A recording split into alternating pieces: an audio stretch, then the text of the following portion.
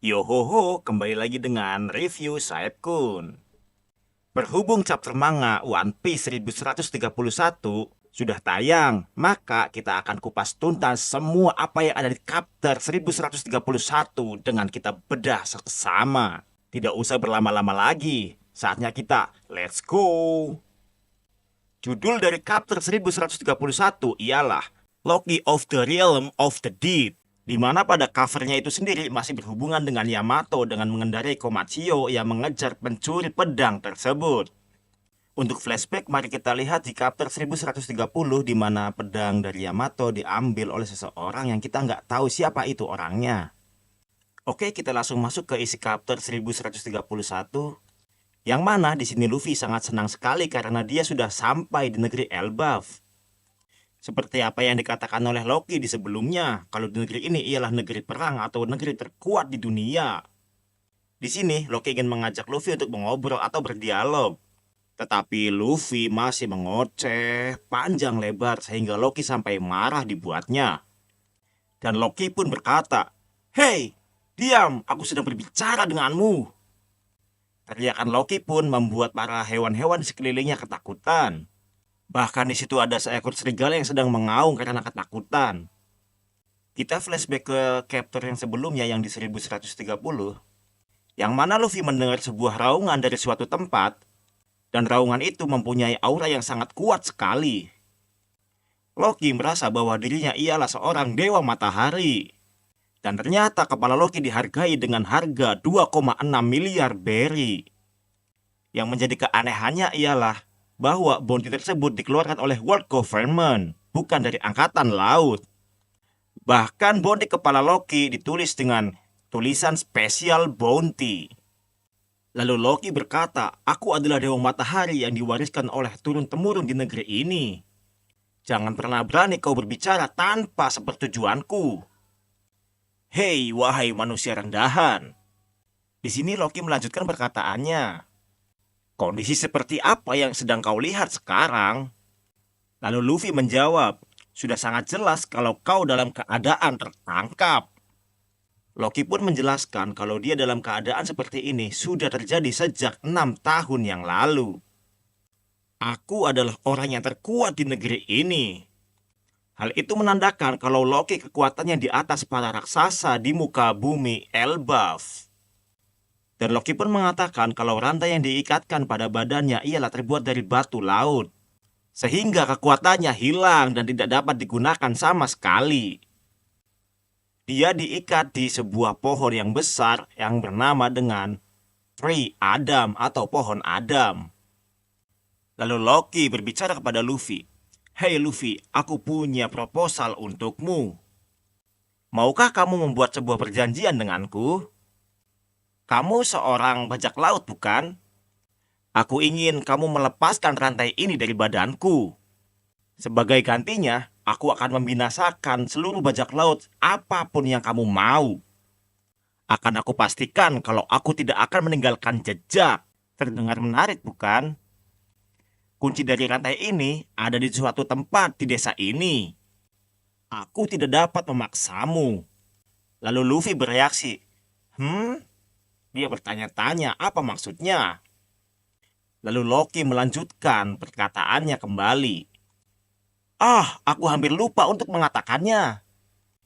Ini adalah alam kematian. Apa kau lihat lapisan paling bawah dari Elbaf? Ini adalah tempat yang tidak ada yang berani mendekatinya. Seorang kriminal dan orang yang terkutuk akan dibuang di bawah sini. Ini adalah sebuah penjara dan tempat sebuah eksekusi. Kalau kamu menggali salju di sekitar sini, kamu akan menemukan tulang yang tak terhitung jumlahnya. Itu adalah tulang dari para manusia dan para raksasa. Di sini hidup para monster yang telah lama dari ribuan tahun lamanya. Legenda kita juga mengatakan kalau ini adalah dunia pertama. Dan dunia kematian ini milik matahari, dasar manusia bodoh. Aku tidak tahu kenapa kau bisa datang ke pegunungan ini. Tapi lihatlah langkah sekelilingmu.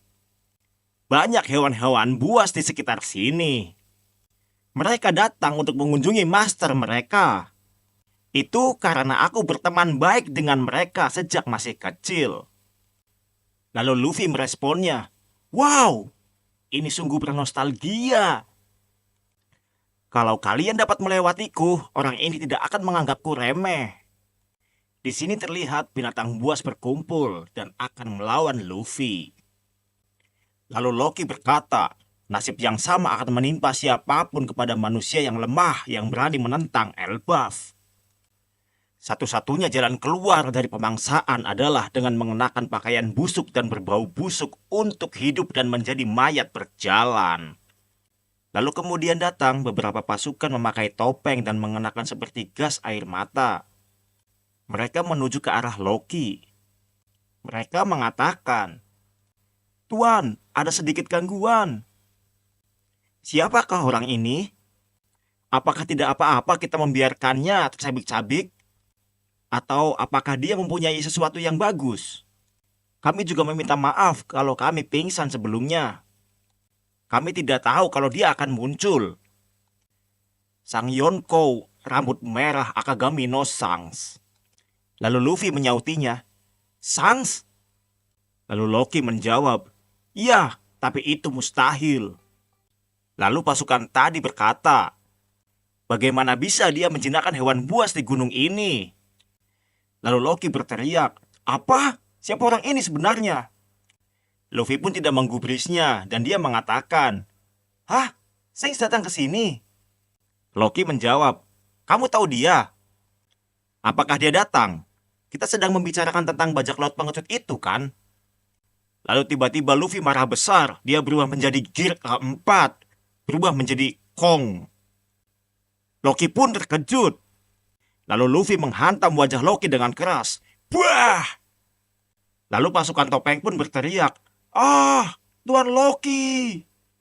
Lalu Loki berkata, "Tunggu, tahan kecepatanmu. Aku hanya bercanda." Luffy pun menyautinya, "Hah? Itu bukan sesuatu hal yang lucu." Loki berteriak, "Aku tidak bisa bergerak sekarang. Orang ini, jika aku dapat memukulnya, aku dapat memberikan kematian dengan cepat." Huh, huh. Luffy berkata, "Aku tidak peduli walaupun kamu tidak bisa bergerak. Jangan sekali-kali kamu membuatku kesal. Lain kali kalau kamu mengatakan hal sesuatu itu lagi, aku akan membakarmu di pohon itu. Jangan ngeyel, pecundang. Sekarang katakan padaku, kenapa Seng datang ke sini? Tidak mungkin kalau dia hanya menjalankan tugas. Apakah dia masih di sini?" Loki berkata, "Itu bukanlah sesuatu hal yang bisa aku katakan padamu." Di sebuah scene yang lain, ada yang berteriak, "Yah! Jembatan ini bergoyang." Usopp berteriak, "Kita akan mati." "Tidak mungkin." Hah? Chopper bertanya, "Hah? Apa maksudnya itu?" Usopp menjawab, "Ada seseorang yang datang. Aku tidak tahu itu siapa. Dia berlari seperti kilatan." Ternyata yang berlari itu adalah Rodo, sang raksasa dewa palsu Nika. Di sana juga ada seorang wanita dan orang yang berbadan besar di belakangnya. Dan dia membawa kapal Sunny juga. Lalu Zoro menanggapinya, "Aku tidak punya pilihan lain selain memotongnya." Para raksasa itu berteriak, "Tahan! Mungkin mereka tahu tuan kita. Kita harus berpikir. Lihat, tujuan kita bukanlah ini." Tetapi kru bajak laut topi jerami tetap berlari dengan kecepatan kilat. Sanji berkata, "Kalau mereka dapat menangkap kita, selesailah sudah." Di scene yang lain, di sebuah lembah kematian, di sana ada Hajrudin dengan raksasa yang lain. Mereka sedang berburu untuk mencari makan dan memberikannya kepada topi jerami. Hajrudin tertawa, "Gaiga ga ga ga ga ga. Yah, kita dapat menangkap sebuah rusa. Aku senang kita tepat waktu. Kamu tidak akan menemukan ini di hutan atas. Daging mereka sangat enak untuk dimakan. Aku yakin topi jerami akan menyukainya." Raksasa lain menjawab, Ini beratnya bertonton. Bagaimana kita bisa membawanya? Akhirnya mereka berdua mengangkat rusa tersebut. Tidak ada satupun orang Elbaf yang takut pada hewan-hewan yang seperti ini. Bajak laut raksasa baru ada di sini. Di sini terlihat kru raksasa baru yang dikapteni oleh Hajrudin. Lalu ada Goldberg, Gerd, Stenson, dan Rodo. Lalu Sin berpindah lagi ke lautan. Brooke berkata, "Bagaimana Robinson? Aku tidak punya pengalaman memotong rambut wanita. Aku sangat grogi. Dadaku berdetak seperti drum. Padahal aku nggak punya jantung." Yohohohoho. Brooke berkata, ini adalah candaan tengkorak. Kru-kru yang lain pun pada tertawa.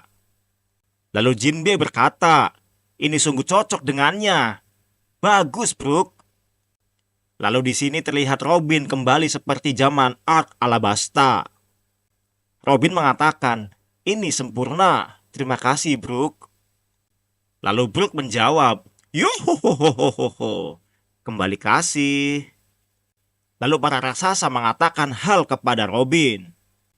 Oh, jadi begini rambutmu saat pertama kali bertemu dengan Saul. Aku yakin dia akan menyadarinya. Frankie berkata sambil menangis. Pertemuan kembali dengan seorang wanita membuatku sedih. Akhirnya asap-asap itu telah hilang dan dapat berlayar dengan mulus. Itu sungguh pulau yang sangat besar. Mari menepi dan kita akan minum-minum yang enak. Woohoo! Itulah tadi review lengkap dari Chapter 1131. Kita akan berjumpa lagi di review berikutnya. Sampai jumpa. Dadah. Yuhuhuhuhuhu.